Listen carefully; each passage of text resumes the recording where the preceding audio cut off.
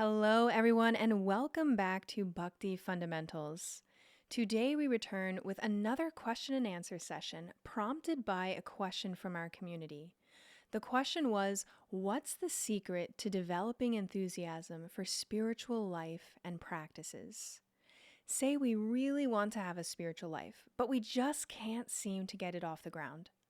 Or say we tried out Bhakti Yoga for a few weeks and just don't feel the enthusiasm for continuing it.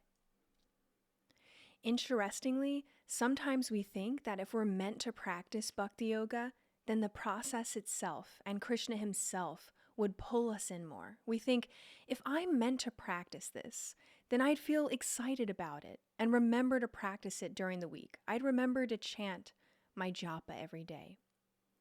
We may then think, the process of Bhakti Yoga just didn't take with me. I tried it. This line of thinking is a common trap that we can fall into in the beginning of spiritual life. And if we do find ourselves thinking like this, it may be time for a simple adjustment of the variables around our spiritual practice. If we've been chanting our japa in the evenings, for instance, and we feel it isn't very lively anymore, then perhaps we switch to chanting in the mornings. If we're distracted when we read the Bhagavad Gita outside, then perhaps we read it inside. The key point is not to give up our spiritual practices. They've been tried, tested, and verified by many bhakti yogis who walked before us. We came across a nice analogy recently. It's sort of like if students at the University of Virginia are running an experiment in a chemistry lab to create water by combining 2 parts hydrogen and 1 part oxygen. Now, if somehow their experiment doesn't yield water, the students won't come to the conclusion that science is invalid or that the combination is wrong. They'll instead conclude that some variable was missing, and if they simply consult the instructor, they'll learn what to tweak in order to get water if they try again. The fact that all of us came across Bhakti Yoga in this lifetime was actually Paramatma's arrangement or mercy for presenting us with the chance to take up spiritual life in this human form that we have at present. It was Paramatma, Krishna in the heart, his mercy. He presents us with the opportunity, but he also grants us our free will. Thus, the onus is on us to take it up or not. He will not force us. Sometimes we try to make Krishna do the heavy lifting, to make him do everything for us in spiritual life. In the Bhagavad Gita, however, Krishna never encouraged Arjuna to refrain from acting. He didn't fight the battle for Arjuna. Rather, he always encouraged Arjuna to act in devotional service or bhakti from the position of transcendental knowledge. And if we do this also, he reciprocates with us accordingly. Remember that in the Gita, chapter 4, verse 11, Krishna says, "As they take shelter of me, I reciprocate with them accordingly." This brings up the important point that Krishna will reciprocate with us according to our degree of trying out the process of Bhakti Yoga, of trying to connect back to him. On that note, it's really beneficial for us to constantly gauge our consciousness. Why? Because when our consciousness is focused on material pursuits, then we develop material desires and we act materially. Whereas when our consciousness is focused on spiritual pursuits, then we develop spiritual desires and act spiritually. One way we can gauge if our material consciousness is prominent or our spiritual consciousness is prominent day to day is our level of eagerness for spiritual activities and engagement. If we're not eager for spiritual activities, then our material consciousness is more prominent at the moment, and vice versa. Srila Prabhupada used the analogy of light and darkness in reference to spiritual and material consciousness. When material consciousness is prominent, darkness, or ignorance of our eternal constitutional position as servants of the Supreme Lord, rules.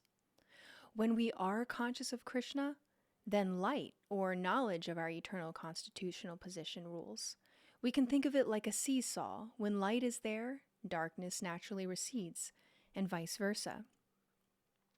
Srila Prabhupada wrote, "We should always remember that Maya, material consciousness or darkness, and Krishna, or the light, are existing side by side. So if we keep ourselves always in Krishna consciousness, or in the light of Krishna's sun, hardly there is any chance of being covered by darkness or Maya, material consciousness." So, one way we can gauge if our consciousness is material or spiritual is by assessing how much we are attracted to spiritual activities. Not so much, then we know our consciousness is material. And what's the solution? Is it to walk away from spiritual life, thinking that if we're meant to practice it, we would feel more excited about it? No, the answer is actually to just do it. In this case, we should actively engage in spiritual life even and perhaps especially when we don't seem to have a taste for it, when we're not attracted to it. This is the only way to acquire taste for spiritual life and activities. And how do we engage in spiritual life? By engaging in any or all of the 9 processes of Bhakti Yoga. These 9 processes include hearing spiritual topics, chanting the Maha Mantra, remembering Krishna throughout our day, offering prayers to the Lord, etc. Many of these processes of devotional service on screen are mentioned in the Bhagavad Gita itself. For instance, and useful for our purposes here, Arjuna references the process of hearing about Krishna in Gita chapter 10, verse 18, when he states, "I am never satiated in hearing about you, Krishna, for the more I hear, the more I want to taste the nectar of your words." This is the secret for developing enthusiasm for spiritual life and attraction for our spiritual practices.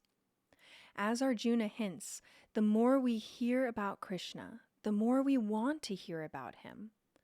The more we engage in spiritual life and take up spiritual practices, the more we will want to continue our spiritual practices because we will tangibly feel their benefit, and we will then develop an enhanced taste or attraction for them. How do we know we want more of a dessert that we've never tasted? Only by tasting it. The point is, we simply cannot acquire what Srila Prabhupada referred to as the higher taste for spiritual life without actually tasting or trying out spiritual life, spiritual activities. So, as soon as we note that our enthusiasm for spiritual life is waning, or that we just cannot seem to get up the energy to practice Bhakti Yoga, the solution is to change our consciousness then and there, immediately, to something spiritual. One powerful way to do this is to call up a friend who practices Bhakti Yoga. The association of like-minded spiritualists is very powerful to our advancement along the path of bhakti. Another potent way is to put on a YouTube video of Srila Prabhupada chanting and chant along with him, or to listen to a class on Bhakti Yoga topics, etc. There are many options for us. But then it also is beneficial for us to assess what is draining our enthusiasm for carrying out our spiritual practices. Again, we may just need to tweak a variable around our practice, the time of day, the pace or the speed of our chanting, how much we're reading from the Gita, etc. All of these can be adjusted such that we receive the maximum spiritual benefit from our practice. We can also look at our day-to-day lives. If we're not finding time for our spiritual pursuits and practices, then what do we spend our time doing? Are we watching too much TV? Are we spending too much time scrolling on Facebook or Instagram? For each person, this will vary, but we can assess what is taking up our time and how we might reallocate it. This is empowering. Bhakti Yoga is a gradual process, but it's also a minute by minute, day by day practice. We're meant to gauge where our consciousness is throughout the day. Krishna notes to Arjuna that he should draw the mind back from wherever it wanders, and so should we. He tells Arjuna in the 6th chapter of the Gita, "From wherever the mind wanders, due to its flickering and unsteady nature, one must certainly withdraw it and bring it back under the control of the self." So when we find ourselves too distracted from our spiritual practices, we should bring the mind back under our control and change our consciousness from material to spiritual. How does this translate practically? Well, if we don't feel like chanting, try chanting a round of japa anyway. Perhaps chant with a friend who also chants the Maha Mantra, or bring up a YouTube recording of Srila Prabhupada chanting and chant along with him. If you don't feel like reading the Gita at night, say you have a practice of reading every night, but you just don't feel like it tonight, try opening up the Gita to any page and contemplate the spiritual message contained on that page. If you're not remembering to offer to Krishna your vegetarian meals prior to eating them, perhaps write yourself a little sticky note reminder on the refrigerator. And don't forget the power of calling up someone who is also practicing Bhakti Yoga. Their energy will transfer to you, and we'll feel inspired again to continue on if we do this. The goal in spiritual life, to be conscious of Krishna at all times, is also the method by which we achieve the goal. In other words, to be conscious of Krishna is the way to be conscious of Krishna.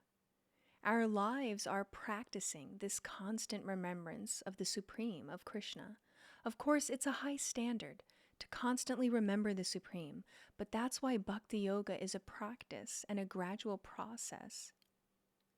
And sometimes in the course of our devotional service, of our bhakti, it will seem like we're not actively thinking of Krishna. Say we're planting vegetables that will be used in preparing meals that we will offer to Krishna. If we plant the vegetables with that goal in mind, of offering the vegetables to Krishna one day in the future, then the activity of planting is actually spiritual. It's spiritualized. And when we offer our activities to Krishna, he reciprocates with us and helps us to remember him more and more throughout our days. We have discussions like today so that we can remember to be patient with ourselves as we progress along the path of Bhakti Yoga, and to be patient with the process of bhakti itself. Over time, if we stick with our practice of Bhakti Yoga, we will be successful. These 9 processes of Bhakti Yoga aid us significantly in our endeavor to always remember Krishna day in and day out. And this will also ensure that we remember him at the time of death for our bodies. And if we remember him at that most important time, then we'll go to him. As Krishna says in the Gita, chapter 8, verse 5, "And whoever at the end of their life quits their body remembering me alone, Krishna, at once attains my nature. Of this there is no doubt." So that's all we have for today. This week, try to see if implementing the simple formula of just do it jumpstarts your spiritual life, and let us know how it goes. Thank you for listening today, and we'll see you next time on Bhakti Fundamentals.